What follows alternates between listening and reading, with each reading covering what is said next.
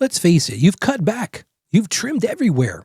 The budget is already tighter than your favorite pair of jeans after Thanksgiving. Now, that's a mental picture, isn't it? And yet that nagging feeling is still there.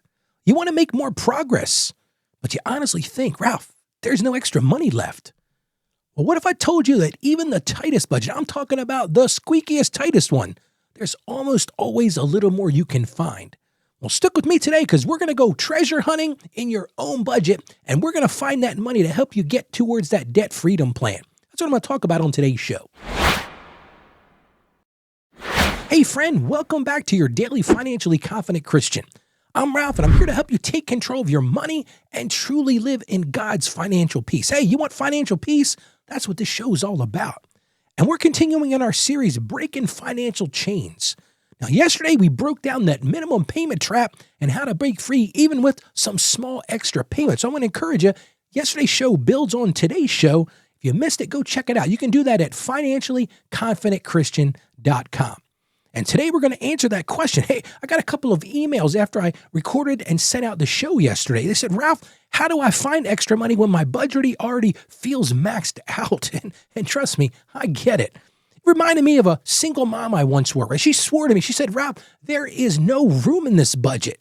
She had it all mapped out. Every dollar had a job. I mean, she was doing a great job of that.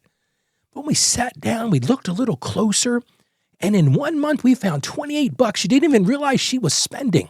Now, it wasn't $28 in one thing. It was $6 here, $4 there. Hey, she even found a subscription she'd totally forgotten about it. And she had a little other sneaky thing, a few of those I Deserve It snacks from the gas station. Those things are real budget busters. Let me just tell you right now, not to mention, they're probably the worst foods from a health perspective. This isn't a health show, so that's a topic for another show. But what we did was we directed that $28 towards her credit card, and she was absolutely shocked at how quickly the balance started moving. So maybe you've told yourself that same thing. Ralph, there's nothing left to cut. I've cut it all, man. This is as lean as it can get. But too many people don't get it. Often it's not about big cuts. Those cuts are easy to see. It's about those tiny leaks. So if you've been feeling hopeless about this tight budget, I want you to hear this. And I want you to hear this loud and clear. You're not failing. So many people think, my budget's tight. I can't get anywhere, Ralph. I'm failing. You're not failing. You're just missing some hidden opportunities. And the good news is this. You don't have to turn your whole life upside down to find them. Well, let's talk about what Jesus said in the book of Mark, chapter 12, verses 41 to 44, when he talks about the widow who gave her 2 small coins. I'm not going to read the verse. You can go check it out. I encourage you to do that. But it's all about this widow who gave her 2 small coins.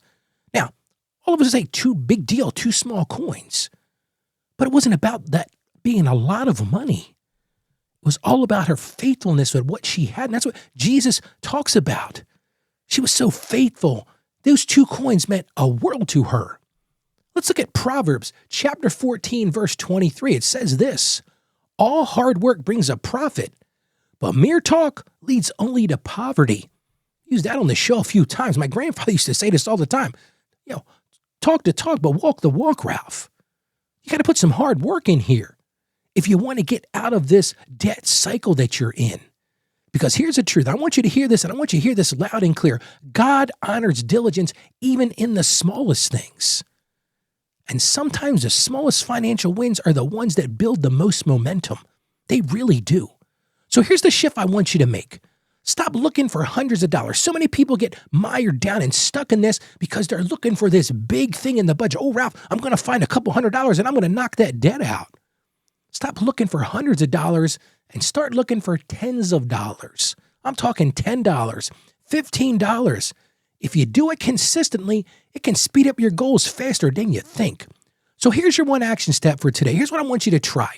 For the next 3 days, I want you to do a 3-day leak audit. What is Ralph talking about? For the next 3 days, I encourage you to track your money all the time, but this is like a super focused thing. I want you to track every dollar you spend for the next 3 days. No exceptions. I'm talking about every dollar you put on your bank account, every dollar you put on your credit card. Hey, even the money you're spending with that pocket money of cash. Track every single thing you spend for the next 3 days. Once you do that, I want you to spot 1 or 2 temporary cuts. For you, maybe it's pausing a subscription. Like, yeah, I really like Hulu. I really like Netflix. But truth is, Ralph, I really want to get out of debt. Maybe you pause that. Maybe you skip one takeout meal this week. Or maybe you're like me, you eat a lot of takeout meals. Or maybe cut that daily snack run. Just whatever you can find, 1 or 2 temporary cuts. And know that number. Add up exactly how much you freed, even if it's just $20, because that's going to count. And as I mentioned a couple days ago, I want you to redirect that immediately. Send that amount straight to your debt payoff or your savings goal before it disappears into other spending. Because here's the truth. If you don't do it right away, it's so easy for those things to lose their jobs. Because it flips the script if you do this. It changes that I can't to I just did. See, there's so much momentum building in that. When you can flip that script and say, I can't do it to I just did it, Ralph, look what I did. It's not about a massive sacrifice either. It's about making intentional choices that prove that you do have control. Because let me tell you something right now. If you hear nothing else I said today, you have control. How about we pray together? Father God, we just thank you for our resources you've given us, even when they feel small. Open our eyes to see hidden opportunities, Lord. Give us the discipline to make small changes and the faith to believe that those changes, even if they're small, Lord, they matter and they help us get to our goals of being debt-free. And we ask this in confidence. In Jesus' name, amen. Friend, I just want you to think about this for a second. Don't underestimate the power of small amounts. Go find that extra $10, $20, whatever that looks like, and put it to work. And watch your hope grow. Watch that momentum grow. And I want to help you along that journey. I want to give you a copy of my new book. It's called How to Become a Financially Confident Christian. I want to give it to you for absolutely free. You can get it by going to financiallyconfidentchristian.com/becoming. I want to give it to you for free. No obligation. Just go to financiallyconfidentchristian.com/becoming. Now, tomorrow we're going to tackle a big question. We're going to talk about why it can feel so hard to start savings at all. So many people say, Ralph, I just can't seem to get started. I can't find that momentum to get started on savings. We're going to talk about how to find that momentum on tomorrow's show. But right now, I want to encourage you. Let's all go out there and be financially confident Christians. I believe in you. It's time that you believe in yourself. You can do this.